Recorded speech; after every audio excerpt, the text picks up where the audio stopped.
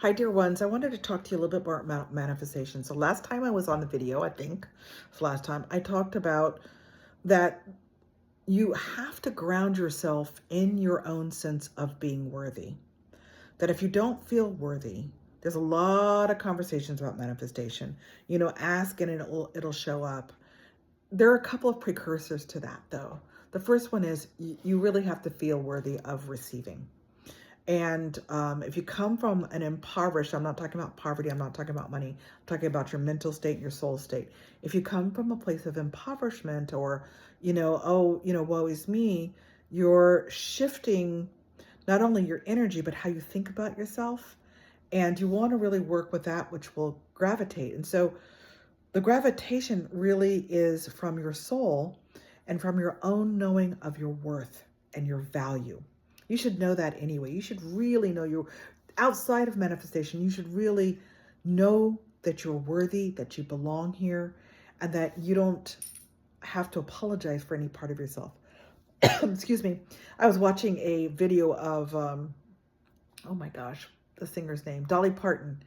And this is the second one I've seen. And she has these clips where, she's in her full-on regalia. You know how she dresses with her hair and her, breasts showing a little bit, and she's like unapologetic for it, and I love it. This is a woman who, back when she started, were telling her, you can't look like that. You'll never get a record deal. You'll never be anybody. But she knew her worth, and she not only knew it, she put all the coins on the table with it. She gambled that she was going to win because she knew who she was. So when we talk about manifestation, there are going to be risks you have to take. You're going to have to put it all on the table. Not only your sense of worth, but your fear has to fall off the table so the stack of worth is higher. So that if it were on a scale, the fear would fall and the worthiness would rise. This is where you have to be. The other place is that when you're sitting in communication with source, that's how I talk about the divine. You may call that God. You might call it goddess. I don't know what you call that, but I call it creator, source, divine. When I'm sitting with source and listening to that energy and speaking to that energy, I am one with the energy, meaning that I'm feeling into the energy of source, which is grounded in love, kindness, support, all those beautiful ways of being in the world. That is what divine energy, that is what creator is all about. And in the energy of creator, of source, of the divine, now I'm taking on their energy as I pray for and look within of what will serve me next. What do I need help with? What am I asking source for?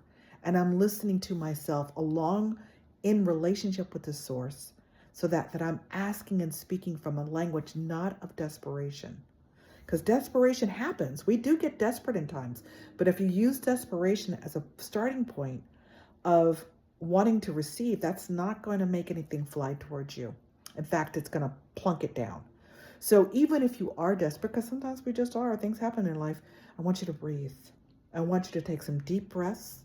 I want you to say whatever mantra will settle you down. And it can be as simple as, I am here, I am here, I am here. And in that, just saying that, you actually get here, embodied. Because when you're in desperation, just like if you're in anger or uber happiness, like, ha ha ha, you're actually not here. You're there with that emotion. Nothing wrong with those emotions, but when you're talking about manifestation, you want to be here and present. So if you find yourself a little bit in the desperate place, you want to work to shift that energy before you ask for anything. The second thing is you have to have faith, because you don't get to call the timeline on it. You may need it now. You may want it now, whatever the it is. But it comes in right timing. And so you just have to learn to be patient. And this is hard for us because we in North America anyway are a self-gratifying, I was going to say community, but actually country. And a lot of our gratification comes from having, because we're told that we should go shopping after 9/11 because our country is built on capitalism. I'm not booing our country. I'm saying this is the reality. That capitalism means that in order to survive in this country, you have to A, have money, and B, you have to spend it so somebody else can have it. So it goes both ways. That in and of itself creates an energy of those who have and those who don't. And so if you're one of the ones that doesn't have but wants to have, you have to get out of the energy of capitalism and seat yourself next to the divine, who is pure, honest, and simple, and not about greed, not about having, and won't refuse you for what you want. So that sounds like a lot. That's not what other people are talking about. They're not telling you that we live in a world of capitalism, and you can't even rent a car without a credit card. You understand what I'm saying? So you have to understand the environment you grew up in. If you're not from a capitalist society, you probably have a bigger gateway to walk through than those of us who are being taught to have. I mean, when I grew up again, I didn't have any magazines telling me how to dress.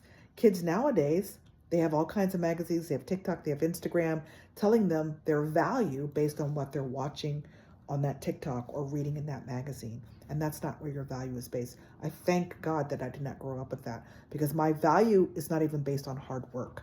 The people say, oh, you got to be hardworking. Well, of course they want you to work hard, because they want to have you actually do a lot of work for them and pay you as minimally as possible.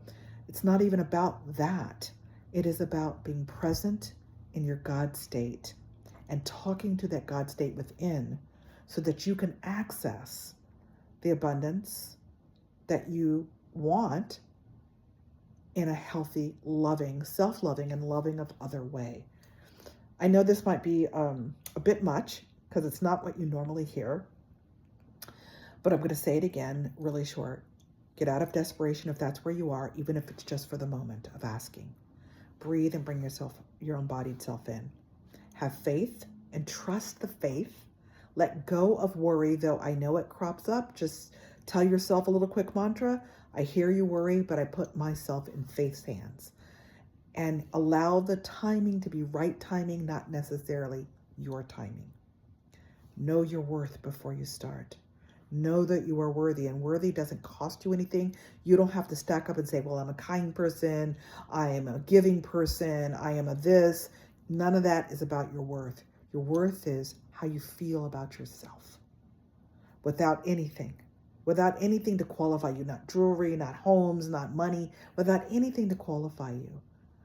What is your worth? Do you feel worthy? Because when you feel worthy, then everything just starts to align. Doesn't mean everything gets easy, but it does get easier. Hey, see you next time.